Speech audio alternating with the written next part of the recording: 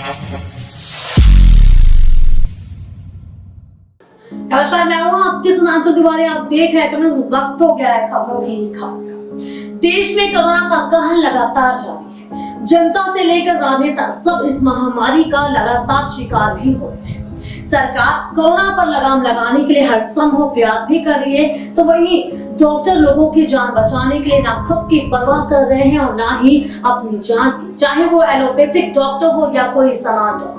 सभी लोगों की जिंदगी बचाने के जद्दोजहद में लगातार जुटे हुए हैं, लेकिन इनको अभी बख्शा नहीं जा रहा है। अब इन डॉक्टरों को भी राजनीति का शिकार बनाया जा रहा है और यही वजह है कि अब डॉक्टरों के इलाज पर भी लगातार सवाल खड़े किए जा रहे हैं और विवाद इस कदर बढ़ गया है कि इंडियन मेडिकल एसोसिएशन को डॉक्टरों के पक्ष में आना पड़ा है, जिसके बाद इस पूरे मुद्दे पर सियासत भी तेज हो गई है और लगातार जो राजनीति है वो गर्माती जा रही है। बता दें कि पिछले दिनों बाबा रामदेव ने बयान दिया था कि एलोपैथिक दवाएं खाने से लाखों लोगों की मौत हुई है। उन्होंने एलोपैथी को स्टूपिड और दिवालिया साइंस कर दिया था। इस पर विवाद बढ़ने और केंद्रीय मंत्री डॉक्टर हर्षवर्धन के कड़े ऐतराज के बाद रामदेव ने अपना बयान वापस ले लिया था। माना जा रहा था कि विवाद अब थम जाएगा, लेकिन 24 मई को रामदेव ने एक बार फिर एलोपैथिक चिकित्सा पद्धति पर सवाल उठा दिए। इस बार उन्होंने पतंजलि के लेटर पैड पर लिखी एक चिट्ठी में आईएमए से 25 सवाल डाल दिए। इस पर उनके हस्ताक्षर भी है और यही वजह है कि आईएमए बाबा को कतई बख्शने के मूड में बिल्कुल भी नहीं है और लगातार जो मामला है वो बढ़ता ही जा रहा है। सभी स्वास्थ्य प्रेमी भारतवासियों को मेरा प्रणाम। आज हम सब लोग जो है आईएमए ने बाबा रामदेव के ऊपर व्यक्तिगत रूप से जो एक इल्ज़ाम लगाया है या उसके ऊपर केस करने की जो कुछ भी धमकी वगैरह दी है, या तो उनका मकसद होगा, धमकी तो मैं नहीं कह सकता, लेकिन मैं 40 साल से शुद्ध आयुर्वेद की प्रैक्टिस करता हूँ और साथ में 5% फिशुला का क्षार सूत्र का नेशनल इंटरनेशनली प्रोपोगेटर रहा हूँ मैं और अभी भी कर रहा हूँ। मेरी 40 साल की पढ़ाई, प्रैक्टिस और 7 साल का मेरा कॉलेज जीवन 47 ईयर्स में कई बार मैंने ये अनुभव किया है, फेस किया है और कई ऐसी जगहों के ऊपर एलोपैथिक चिकित्सा पद्धति ने जो तत्कालीन चिकित्सा, इमरजेंसी, एक्सीडेंट, सर्जरी और टेक्नोलॉजी की विविध जो डेवलपमेंट की उनको मौका मिला और उन्होंने जो किया है, वो मेरा ऐसा व्यक्तिगत रूप से मानना है कि वो दूसरे किसी को मानते नहीं है। सारी दुनिया जानती है कि कोरोना की चिकित्सा के अंदर में बहुत सारे मनुष्य जीवन के ऊपर प्रयोग हुए, बहुत सारे लोगों को क्या फ़ायदा हुआ, क्या नुकसान हुआ, ये तो वही लोग बता सकते हैं, क्योंकि वो लोग रिसर्च, डाटाबेसेस और इनके ऊपर, एविडेंस बेस के ऊपर बहुत विश्वास करते हैं और मैं उसको प्रणाम भी करता हूँ। तो उनको ईमानदारी से ये पूरे काल में जो कुछ भी उन्होंने किया, फायदा हुआ, बहुत निखालसता से उन्होंने ये भी कबूल किया कि ये चिकित्सा उसमें काम नहीं करती है। मैं उसका आभार व्यक्त करता हूँ। लेकिन यदि आयुर्वेद को ये फैसिलिटीज दी जाती तो क्या इससे अच्छा रिजल्ट नहीं हो सकता था? हमने बहुत जगह पे लिखा है, मेरे पास डॉक्यूमेंट्स है, लेकिन उसमें हमसे एविडेंस मांगा गया। तो क्या मैं ये जान सकता हूँ कि ये जितनी भी चिकित्सा पद्धति हुई उसके एविडेंस थे मॉडर्न साइंस के पास? जब मेरे पास नहीं है तो मैं दूसरे से क्यों अपेक्षा रखूँ? और उन लोगों को जो फैसिलिटीज मिली वो हमको दी गई। मैं कोरोना की वॉरियर्स के अंदर में नेशनली लेवल के ऊपर हर जगह पे मैं काम कर रहा हूँ। तो वहाँ पर हम जब कभी भी चिकित्सा की बात आती है तो इमरजेंसी के अंदर में जब भी मर्यादा आ जाती है कि इसके बाद अभी मेरे पास ऑफर करने को कुछ नहीं है आधुनिक चिकित्सा में, तो उस समय भी रोगी की इच्छा के अनुसार उनकी शर्त के हिसाब से भी चिकित्सा नहीं की जा रही है। तो ये क्यों? इनका जवाब आईएमए को देना चाहिए, सरकार को इसके बारे में सोचना है, पूर्ण जनता को सोचना चाहिए और सब लोगों को पेथीवाद में न उतरते हुए आपको जो है पेशेंट के लिए पैथी के बारे में सोचना चाहिए और सिंपैथी के बारे में सोचना चाहिए और इसमें इंटीग्रेशन करना चाहिए। अगर कोई एक चीज से ही सब कुछ होता तो ये जो डेस्टिनी जो ये दुनिया चलाता है वो इतनी सारी संशोधन नहीं करता, और न पुरानी चीजों को जो है छोड़कर आधुनिक विज्ञान इतने आगे जाता। आयुर्वेद शाश्वत है, उनके पास उनके अपने खुद के उनके जो है सिद्धांत है, उनकी चिकित्सा पद्धति है। कम से कम आप उसका स्वीकार न करें तो तिरस्कार भी न करें, और यदि आपको उसको एरण पे करना है तो उनको भी उतनी ही फैसिलिटीज दो, उतनी ही आज़ादी दो जितनी आपको मिली है। और फिर उसके बाद में नाकाम हो तो जो है हमको किसी को एक दूसरे के ऊपर लांछन लगाने की मतलब जो है नौबत आती है। और ये सब करने से हम क्या सिद्ध करना चाहेंगे? मानव जाति का उद्धार होगा कि किसी एक पद्धति के अपनी जो है आधिपत्य स्थापने के लिए जो है ये चिकित्सा का काम किया जाता है? ये उसको स्वयं सोचना चाहिए। और मैं पूरे देश के जितने भी स्वास्थ्य के साथ में संबंधित अधिकारी है, मंत्री है, और खास करके हमारे मुख्य प्रधानमंत्री जी जो खुद मतलब जो है आयुर्वेद के चाहक है, नेचुरोपैथी के चाहक है, उनको मैं ये कहूँगा कि ये देश के लिए चिकित्सा पद्धति बनाई जाए। ये हमारा दुर्भाग्य है कि इस देश की पद्धति है आयुर्वेद की, फिर भी हम ऑल्टरनेटिव में माने जाते हैं। कई कारण हो सकते हैं और कहीं जगह पे मजबूरियां बहुत सारी हो सकती है वहीवट में, मैं ये समझता हूँ, क्योंकि मैं भी कहीं छोटी संस्थाओं में वहीवट करता हूँ। लेकिन जब समष्टि की बात आती है तो मैं कृष्ण के अंदर में जब धर्म क्षेत्र कुरुक्षेत्र में उन्होंने ये कहा था कि अगर मुझे धर्म की रक्षण करनी है तो मैं कुछ न कुछ करके भी धर्म की रक्षण करूंगा, तो मैं आईएमए के सभी पदाधिकारियों को हाथ जोड़ के प्रार्थना करता हूं कि इसको पर्सनल ईगो मत बनाइए, इसको व्यक्तिगत ईगो मत बनाइए। इस देश के फायदे के लिए सब साथ में मिलकर आप जो चाहते हैं उस पद्धति के हिसाब से भी पहले इसको एरण पे लीजिए और फिर इसके बाद में एलिगेशन करें। और आप एक स्वतंत्र संस्था है और इसके लिए आपको जो है पूर्ण अधिकार है। ये भारत देश है, ये स्वतंत्र देश है, लेकिन अपनी अंतरात्मा में पहले झांकिए कि आप जो कर रहे हैं वो ठीक है, क्या उसके इस देश की जनता को फायदा होगा? आयुर्वेद अगर बैंड हो जाएगा तो क्या हो जाएगा?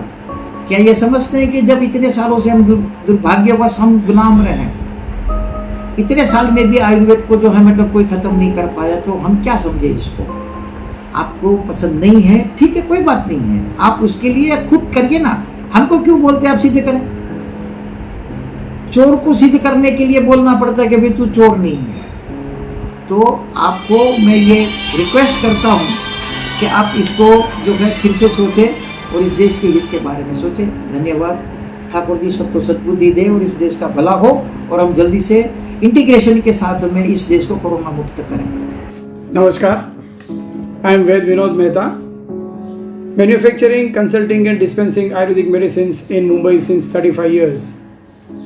The recent controversies between some individual is really creating a very wrong picture in the society about Ayurveda and all the other pathies.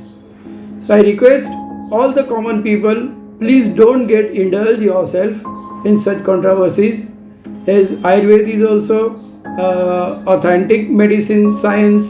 Since so many years it has been used, and in today in your day-to-day life in your kitchen also you use Ayurvedic. Haldi, jeera, rai, even the salt which you use is been described in Ayurveda since many years, thousands of years back. So, and modern medicine, definitely it's a life saving in today's time. Our corona warriors have saved lakhs of lives, I should say. Now the number will cross to the crores. So the doctors, the pathologists, radiologists, paramedical force, everybody is working day and night tirelessly to save a life. So I should say, don't come under any controversy. All the sciences are good, all are doing very well. So just with some propaganda against or favoring each other, don't get indulge yourself in that, and believe in your family physician, believe in Ayurveda, believe in any pathy you practice or any pathy you use. Thank you very much. मैं doctor तरुण Kothari, MDBS MD, और मैं स्वामी रामदेव जी के विचारों को उचित मानता हूं। मेरा यह मानना है कि स्वामी रामदेव जी ठीक कह रहे हैं। मैं IMA के अध्यक्ष डॉक्टर JA जयालाल से 10 प्रश्न पूछना चाहता हूं। पहला, जो बीमारी 2019-2020 में आई, उस बीमारी के डायग्नोस्टिक किट्स भारत समेत दुनिया के कई देशों ने 2017, 2018 और 2019 में कैसे खरीद लिए? किट्स कैसे बन गए? बीमारी बाद में आई और किट्स पहले बन गए, और भारत सरकार ने और दुनिया के कई देशों ने खरीद भी लिए। कैसे? यह है इसका सबूत। ये देखिए, ये 2018 कोविड-19 टेस्ट किट्स 2018 के अंदर ये टेस्ट किट कोविड-19 के खरीद लिए गए। ये देखिए 2018 किस किस देश ने खरीदे और किस किस देश ने एक्सपोर्ट किए, ये हमारे पास पूरी लिस्ट है। ये देखिए किस किस देश ने एक्सपोर्ट किए 2017, ये देखिए यहां पर 2017 किस किस देश ने एक्सपोर्ट किए। सवाल नंबर 2, कोरोना से पहले स्वास्थ्य संबंधी कारणों से जो लोग मरते थे, जैसे asthma, emphysema, COPD, pneumonia, pneumothorax, effusion, lung abscess, lung mass, tuberculosis, वो सब कहां गए? क्या वो सब बीमारी देश में खत्म हो गई है?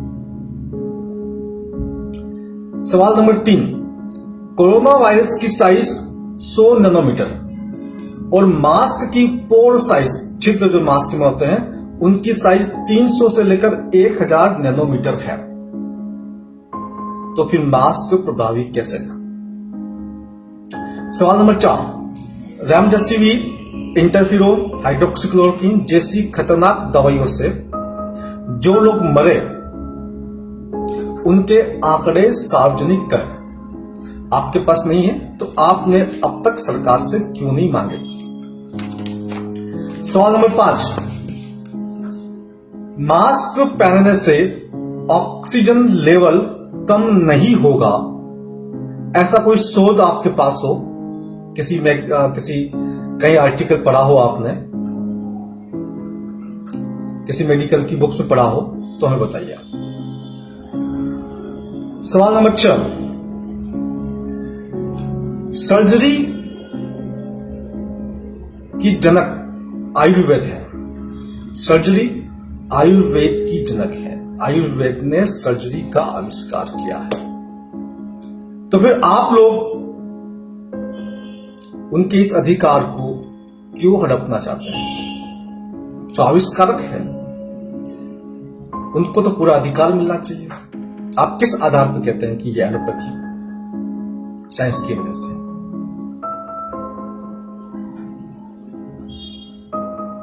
यहां तक कि सिजेरियन सेक्शन, बच्चों की जो डिलीवरी होती है, कई बार कॉम्प्लिकेशन होते हैं तो सिजेरियन सेक्शन किया जाता है, वो भी आयुर्वेद की देन। जिस सीजर को आपने नाम दिया जिसके ऊपर, वो तो बहुत बाद में पैदा हुआ, उसको तो पैदा हुआ 400-500 साल हुआ। लेकिन याद करो, चंद्रगुप्त के जमाने में उनका बेटा बिंदुसार वो सिजेरियन सेक्शन से पैदा हुआ था। ड्यूरिंग डिलीवरी उस जमाने भी सिजेरियन ऑपरेशन होते थे और डिलीवरी के औजार होते थे, सर्जन्स जो आयुर्वेदिक डॉक्टर्स के पास में, और ड्यूरिंग ऑपरेशन बच्चे के चेहरे पर एक निशान लग गया, बिंदु बन गया, इसलिए उसका नाम बिंदुसार पड़ा। और ये बात है आज के 2300 वर्ष पुरानी। सवाल नंबर 7, यूएसए में, कनाडा में पिछले 50 वर्षों में ऑटिज्म 50 गुना बढ़ गया। 50% नहीं, 50 गुना, 50 टाइम्स ऑटिज्म के केसेस बढ़े हैं। क्या ये वैक्सीनेशन की वजह से हुए हैं? सवाल नंबर 8, क्या वैक्सीन में कोरोना वायरस की जगह एडिनो वायरस की सीक्वेंस प्रयोग हुई है? सवाल नंबर 9, डॉक्टर के अग्रवाल की मृत्यु वैक्सीन से हुई, पूरी दुनिया को पता है। लेकिन उनकी गिनती कोरोना से हो रही है कि कोरोना से मृत्यु हुई। तो जो वैक्सीन से मर रहे हैं, क्या आप उनकी गिनती कोरोना में कर रहे हैं? सिर्फ डॉक्टर के अग्रवाल की बात नहीं, और हजारों मरीज जो वैक्सीन से मर रहे हैं, उनकी गिनती आप कोरोना में कर रहे हैं। ऐसा क्यों कर रहे हैं? सवाल नंबर 10, सभी पैथी समान होती है, सबका अपना अधिकार होता है, कोई भी पैथी अल्टरनेटिव नहीं है, they are equal. Ayurveda is equal to allopathy, allopathy is equal to Ayurveda. आप उनको समानता के अधिकार को क्यों छीनना चाहते हैं? आपने ये रूल क्यों बनवाया कि कोरोना के पेशेंट का इलाज सिर्फ एलोपैथिक डॉक्टर करेंगे? क्यों बनाया? इसके पीछे आपकी क्या मकसद है? कोई छुपा हुआ एजेंडा हो तो वो भी बताएं। साथियों, मेरे ये सवाल, मेरे 10 प्रश्न आप अधिक से अधिक शेयर करें, ताकि आईएमए के अध्यक्ष डॉक्टर J.A. जयला के पास मेरे ये सवाल पहुंच चुके और उनको उत्तर देने के लिए आप लोग मजबूर करें। जय हिंद, जय भारत। दरअसल डॉक्टरों और एलोपैथी पर अपने विवादित बयानों को लेकर घिरे योग गुरु बाबा रामदेव के खिलाफ पश्चिम बंगाल में केस दर्ज कराया गया है। सीधी पुलिस स्टेशन में रामदेव के खिलाफ आईएमए की बंगाल शाखा ने यह एफआईआर करवाई है। एफआईआर में कहा गया है कि बाबा रामदेव आधुनिक चिकित्सा और कोरोना के इलाज को हतोत्साहित कर रहे हैं। इंडियन मेडिकल एसोसिएशन के पूर्व अध्यक्ष और टीएमसी के सांसद शांतनु सेन ने कहा है कि जल्द ही दूसरे राज्यों की एसोसिएशन भी योग गुरु पर केस दर्ज कराएंगे। इससे पहले आईएमए उत्तराखंड ने रामदेव को 1000 करोड़ रुपए का मानहानि नोटिस भी थमा दिया है। नोटिस में रामदेव से अगले 15 दिनों में उनके बयान का खंडन, वीडियो और लिखित माफी मांगने को कहा गया है। नोटिस में कहा गया है कि अगर रामदेव 15 दिनों के अंदर खंडन, वीडियो और लिखित माफी नहीं मांगते हैं तो उनसे 1000 करोड़ रुपए की मांग की जाएगी। 1000 करोड़ के मानहानि के नोटिस के बाद आईएमए ने दिल्ली में योग गुरु के खिलाफ शिकायत भी दर्ज कराई है। आईएमए की तरफ से महासचिव डॉक्टर जयस लेले ने यह शिकायत दर्ज कराई है। दिल्ली के आईपी स्टेट पुलिस स्टेशन में दी गई शिकायत में आईएमए की तरफ से कहा गया है कि स्वामी रामदेव लोगों के मन में वैक्सीन को लेकर लगातार शंका पैदा कर रहे हैं, सरकारी कर्मचारियों के काम में बाधा डाल रहे हैं, जो आने वाले वक्त में हम सभी के लिए मुसीबत खड़ा कर सकता है। हालांकि इसमें लगातार बीजेपी कोई भी प्रतिक्रिया नहीं दे रही है। वहीं जिसके बाद आईएमए की राजद्रोह का मुकदमा दर्ज करने की मांग और मानहानि के दावे के बीच बाबा रामदेव ने बड़ी सफाई दी है। बाबा ने दावा किया है कि एलोपैथी ने सिर्फ 10% गंभीर मरीजों का इलाज किया है, बाकी 90% योग आयुर्वेद से ठीक हुए हैं। ऐसे में बाबा रामदेव का एक वीडियो भी खूब वायरल हो रहा है, जिसमें बाबा कह रहे हैं कि किसी का बाप उन्हें अरेस्ट नहीं कर सकता है, जिसके बाद विपक्षी पार्टी बीजेपी के साथ ही साथ रामदेव बाबा पर भी लगातार हमला बोल रही है। तो यदि मैंने आज खास खबरों के लिए बनी रही खबरों की खबर में तब तक नमस्कार।